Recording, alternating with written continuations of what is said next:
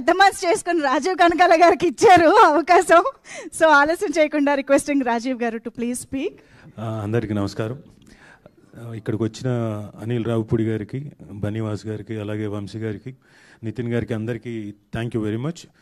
అంటే మీ ధైర్యం, అంటే మీరు చేసుకొని మంచి మనసు చేసుకొని థియేటర్లోకి తీసుకొచ్చినందుకు ముందు నితిన్ గారికి, అలాగే బనీవాస్ గారికి అండ్ వంశీ గారికి thank you sir. Sir Bunny Vas గారు మీరు నాకు దెబ్బేశారు సార్. నేను ఈ సినిమా చేస్తున్నప్పుడు కథ విన్నప్పుడే చాలా ఎక్సైట్ అయ్యి చాలా నవ్వుతూ ఉన్నా. అతను చెప్పినంతసేపు నవ్వుతూనే ఉన్నా. తర్వాత షూటింగ్ చేస్తున్నప్పుడు కూడా అతను నన్ను మామూలుగా స్నబ్ చేయలేదండి. ఇంతవరకు అనిల్ రావుపూడి గారు కూడా ఆయన డైరెక్ట్ చేస్తున్నప్పుడు నన్ను అలా అనలేదు ఎప్పుడు. నేను ఏది చేస్తున్నా కానీ సార్ సార్ కొంచెం సటిల్గా సార్, కొంచెం సటిల్గా సార్,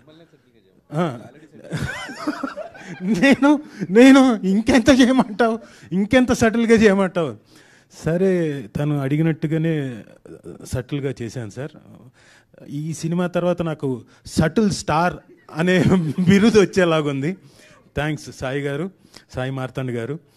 సో మీరు ఎలా దెబ్బేశారంటే, ఈ సినిమా అంత అయిపోయిన తర్వాత నేను సినిమా జరుగుతున్నంతకాలం యూఎస్లో ఒక ఆయన ఉన్నారు, ఆయనకు ఓవర్సీస్ మనం తీసుకుందాం సార్, ఈ సినిమా బ్రహ్మాండంగా ఉంటుంది సార్ అని చెప్పాను. అలాగైతే మాట్లాడండి అన్నారు. సరే మాట్లాడతాను డిలే అయింది. ఈ లోపల కట్ చేస్తే ఒక చిన్న సార్ మనం మాట్లాడతాం, ఇప్పుడు వెళ్ళి మాట్లాడమంటారంటే మాట్లాడండి అన్నారు. ఇదిగో మాట్లాడతాను, 2 రోజులు గ్యాప్ ఇచ్చాను. తర్వాత చూస్తే ఒక కార్డు ఆయనే పంపించాడు నాకు, సార్ ఆల్రెడీ యూఎస్లో వేరే వాళ్ళు తీసేసుకున్నారండి అంటే అవునా, సరే బన్నీవాస్ గారు కదా ఆయన చేతుల్లోంచి కాబట్టి మనకు దాకా రాదండి, నో ప్రాబ్లం, నెక్స్ట్ సినిమా చూద్దామని చెప్పాను. సో సాయి మార్తాండ్ గారు థ్యాంక్ యూ వెరీ మచ్. నాకు ఒక డెఫినెట్గా డిఫరెంట్ రోల్, ఇప్పటిదాకా నేను పర్ఫామ్ చేస్తున్న దాంట్లో కొంచెం వైవిధ్యం ఉండే క్యారెక్టర్ ఇచ్చి నాకు మంచి పేరు తీసుకొచ్చేలాగా ఈ సినిమాలోకి నన్ను ప్రవేశపెట్టినందుకు థ్యాంక్ యూ వెరీ మచ్. అలాగే సూర్య గారికి ఆల్ ది వెరీ బెస్ట్, చక్కగా చేశారు. మీరు గొడవ పడ్డట్టే నేను కూడా ఒకసారి సాయి మార్తాండ్ గొడవ పడ్డాను. ఆయన ఏదో చెప్తున్నాడు, నేను డబ్బింగ్ బాగానే చెప్తున్నా, అయినా కానీ ఏదో చెప్తున్నాడు.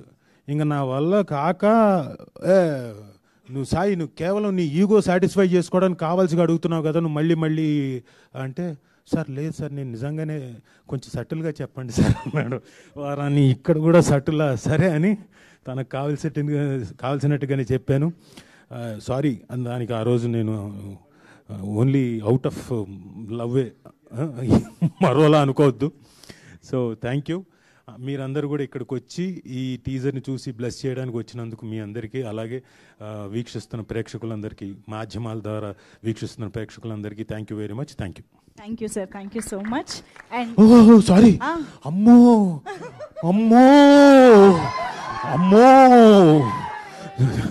చచ్చిపో